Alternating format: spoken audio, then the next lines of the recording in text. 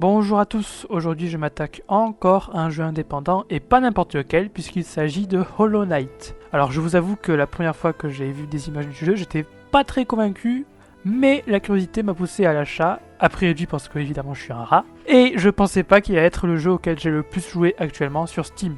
Bref, voici la présentation de Hollow Knight.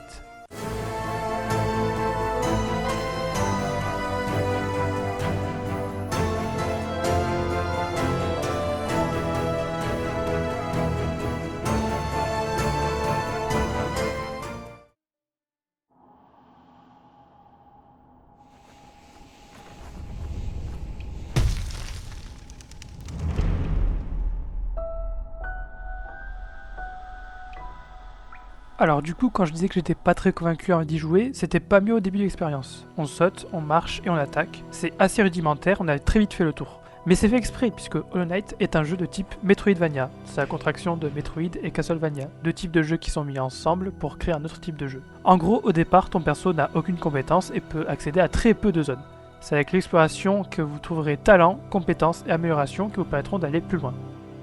Les graphismes au début me donnaient pas vraiment envie, mais franchement, au bout d'un moment, le style un peu bande dessinée, comique, ça passe. Et en plus, vu que c'est assez simplé au niveau design, ça demande pas d'avoir une carte graphique très poussée, du coup n'importe quel appareil peut faire tourner le jeu en soi.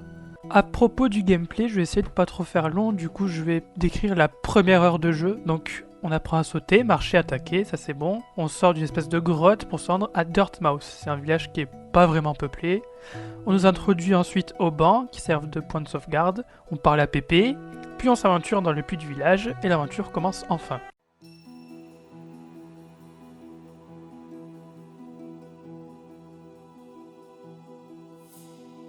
Une fois que tu descends le puits, c'est open bar, tu peux aller soit à gauche, soit à droite, et c'est ça que j'aime bien dans ce type de jeu, c'est que tu es largué dans un univers que tu ne connais pas, et tu fais le chemin que tu veux.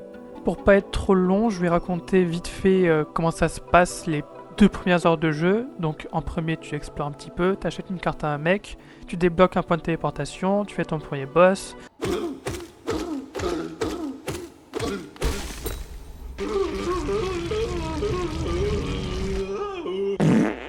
Tu déverrouilles une première compétence, et tu as une nouvelle zone qui se débloque avec la compétence obtenue. Globalement, tous les Metroidvania doivent se comporter comme ça. Un peu d'exploration, un combat de boss, une compétence, et tu es lâché encore une fois dans une autre zone. Sans transition, on passe sur un des critères les plus importants de jeux vidéo et de n'importe quelle œuvre pour moi, la musique. Alors ici je vais poser deux catégories, une musique de boss qui ont toujours un air un peu épique, par exemple le premier boss, le faux chevalier,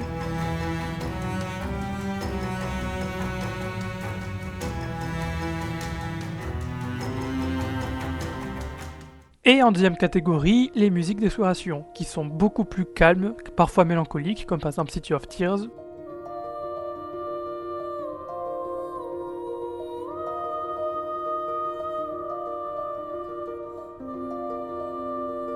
A noter que si vous aimez bien les challenges, vous allez souvent entendre les combats de musique de...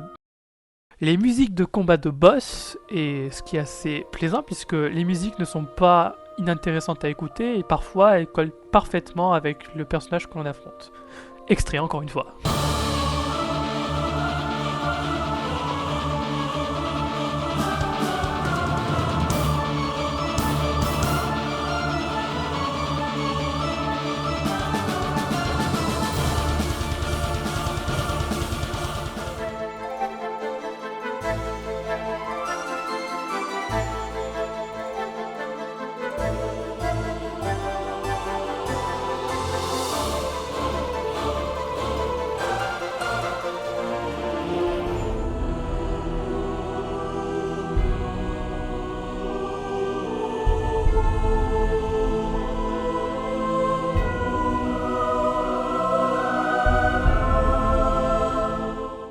Pour continuer sur les bons points du jeu, la carte est énorme.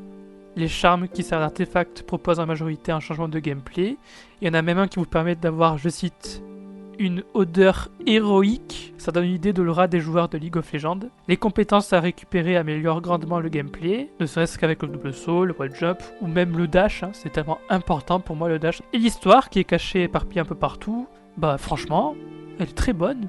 Les personnages qu'on rencontre ont tous leur caractère, tandis que d'autres vous aideront au cours de votre aventure. Comme vous l'avez peut-être compris, j'ai beaucoup aimé Hollow Knight. Mon temps passé dessus en fait un bon témoin d'ailleurs. La vraie fin du jeu laisse penser qu'une suite est possible. Et c'est le cas, le prochain opus a été annoncé en 2019 et aujourd'hui, en 2025, on n'a toujours pas de date de sortie et on se contente de simples rumeurs. Coucou! Alors en fait, pendant le montage, il y a une Nintendo Direct qui présentait la Switch 2 qui est sortie et ils ont officialisé 2025 comme étant la date de sortie de la suite du jeu. Du coup, voilà, rectification, on a des nouvelles sur la sortie du prochain jeu. Voilà, voilà. Merci d'avoir regardé la vidéo. Si ça t'a plu, tu peux t'abonner, activer la cloche de notification, mettre un like ou aussi me donner ton avis en commentaire. Tu peux même me proposer des jeux, même si le prochain jeu, je sais déjà lequel je ferai et il est en cours de préparation. Sur ce, je vous laisse avec le générique de fin. Eh non, toujours pas de générique de fin. Bon allez, bah salut!